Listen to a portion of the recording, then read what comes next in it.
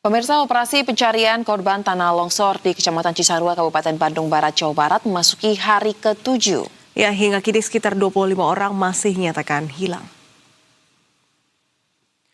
Memanfaatkan kondisi cuaca yang relatif mendukung, tim SAR gabungan mengintensifkan upaya pencarian dan evakuasi di lokasi terdampak dengan mengerahkan sebanyak 17 unit eskavator.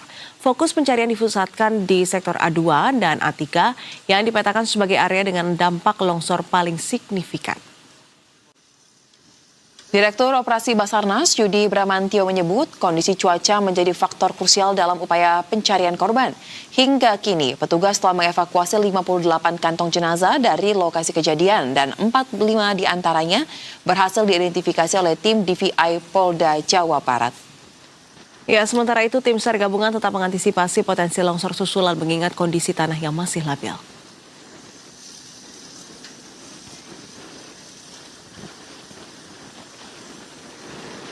Seperti kemarin yang mungkin rekan-rekan mungkin pahami semua juga akan mengetahui terhambat mungkin seluruhnya lebih pada faktor cuaca. Hari ini mudah-mudahan cuaca lebih baik dari kemarin dan sehingga kita akan lebih maksimal untuk melaksanakan kegiatan. Sebagai informasi mungkin pagi ini kita akan ketambahan 2 alat berat ekskavator PC 200 ya Pak, 200 sudah masuk lagi, nanti akan kita geser di perbatasan antara A2 dan A3. Dan pemirsa, kita pantau kembali bagaimana perkembangan pencarian dan evakuasi korban longsor Cisarua, Bandung Barat. Dan sudah ada reporter Berita 1 yakni Algi Gifari yang saat ini berada di posko pengungsian ya. Serta juga Basudio Supraja yang saat ini berada di posko pengungsian. Tadi Algi artinya ada di lokasi terjadinya longsor.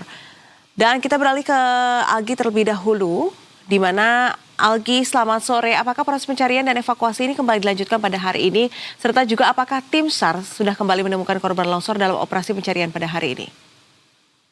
Baik, selamat sore di sini dan Faisa. Dapat sampaikan saat ini saya tepat berada di lokasi pencarian atau titik satu longsor yang menerjang perkampungan di Desa Pasirlangu, Cisarua, Kabupaten Bandung Barat, Jawa Barat. Memang di hari ke-7, ini memasuki hari ke-7 begitu, pencarian sejak pagi hingga sore hari ini terus dilakukan dan memang melihat kondisi dan cuaca pada sore hari ini dari pagi begitu cukup cerah sehingga membuat petugas SAR gabungan ini leluasa untuk melakukan pencarian, terlebih adanya bantuan kembali diturunkannya 2 alat berat yang diterjunkan yang ada di titik satu ini, dan sedangkan untuk pencarian sendiri memang hingga pukul 14.26 berdasarkan data pihak Basarnas ada begitu tambahan tadi 3 pek kantong jenazah begitu berhasil dievakuasi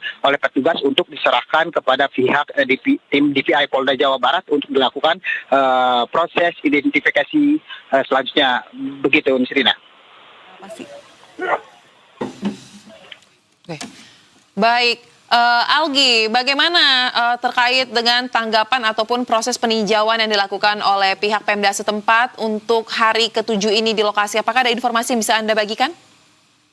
Baik, saat ini tepat saya sedang berada di lokasi dan bersama dengan Bupati Bandung Barat, Bapak JJ Rizky Ismail, dan boleh Pak disampaikan bagaimana langkah selanjutnya pihak pemerintah termasuk SAR mengingat hari ini masuk ke hari ke-7 dan langkah depannya seperti baik. Jadi ini hari ke-7, nanti jam 4 sore kita melakukan evaluasi bersama tim-tim yang terkait. Jadi kita nunggu arahan juga dari Basarnas apakah akan diperpanjang atau tidak, nanti kita akan laporkan pukul 4 sore.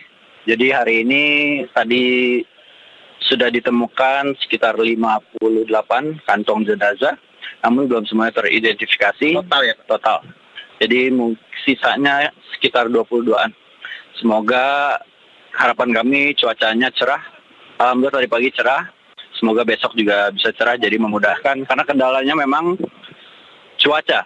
Dari tadi malam sampai subuh itu hujannya cukup deras. Jadi ini juga menghambat proses evakuasi seperti itu. Baik Pak, terkait hasil dari kajian Badan Geologi sendiri untuk relokasi warga terdampak sendiri seperti apa Pak? Apa ada hasilnya Pak? Saya sudah mendapat pemetaan dari Badan Geologi, jadi ada pemukiman terdampak dan juga ada zona kuning dan zona merah.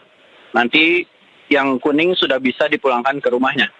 Namun permasalahannya di rumahnya pun masih banyak air yang tidak berjalan. Jadi dari pemerintah juga sudah bersama BNPB menyiapkan sumur bor untuk bisa membuat sumber air seperti itu. Untuk kondisi pengungsi sendiri Siap. Kondisi tadi sudah mulai berkurang. Saya sudah cek sana, sudah mulai ada berpulang. Tapi setiap hari tetap kita data, jadi supaya yang kuning memang benar-benar sudah bisa dipulangkan semua. Baik, Nisrina dan Sosa, demikianlah kutipan atau wawancara sempat bersama Bupati Bandung Barat Giri Ismail kembali ke studio.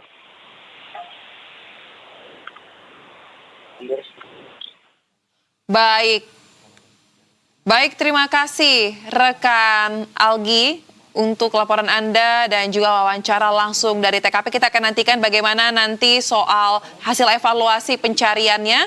Kita bergeser dari Algi ke Diwa. Baik, Mbak Sudiwa, untuk di tempat Anda melaporkan saat ini, seperti apa hasil ataupun kondisi warga di hari ke-7 pengungsian? Ya, selamat sore Soza dan Nisrina. Hari ke-7 pengungsian saat ini kondisinya semakin tertib karena ternyata kami sempat bertanya-tanya bahwa masyarakat atau pengungsi yang tadinya di hari pertama, hari kedua, dan seterusnya yang datang ke posko pengungsian ini masih belum teredukasi dengan baik. Posisi mereka, letak rumah mereka apakah berada di zona merah atau kuning. Dan ternyata memang saat itu masih banyak sekali pengungsi yang berada di zona hijau.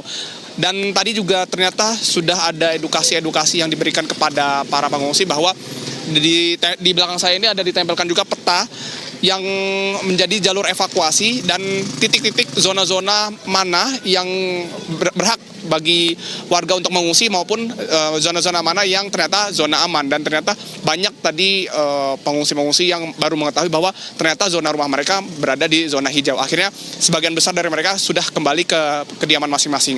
Namun saat ini di posko pengungsian saat ini juga masih ada banyak pengungsi yang masih di Desa Pasir Langu, di kantor Balai Desa Pasir Langu maksud kami, yang masih menetap. Namun sebagian lainnya juga sudah direlokasi ataupun juga sudah mengungsi mandiri di rumah kerabat-kerabat mereka masing-masing. Dan terkait dengan bantuan yang diterima bagi para pengungsi ini juga terus bertambah, terus berdatangan 24 jam nonstop dari berbagai pihak maupun dari pihak pemerintah maupun juga pihak swasta. Tentunya ini menjadi suatu angin segar bagi para pengungsi untuk bisa kembali pulih dari trauma yang dihadapi pasca bencana longsor yang terjadi pada Sabtu 24 Januari 2026 dini hari kemarin. Soza dan Nisrina kembali studio. Baik, terima kasih untuk laporan Anda rekan Basudiwa Surapraja dan juru kamera, dan sebenarnya rekan Algi yang melaporkan langsung dari TKP. Selamat kembali bertugas rekan-rekan, jaga keselamatan, jaga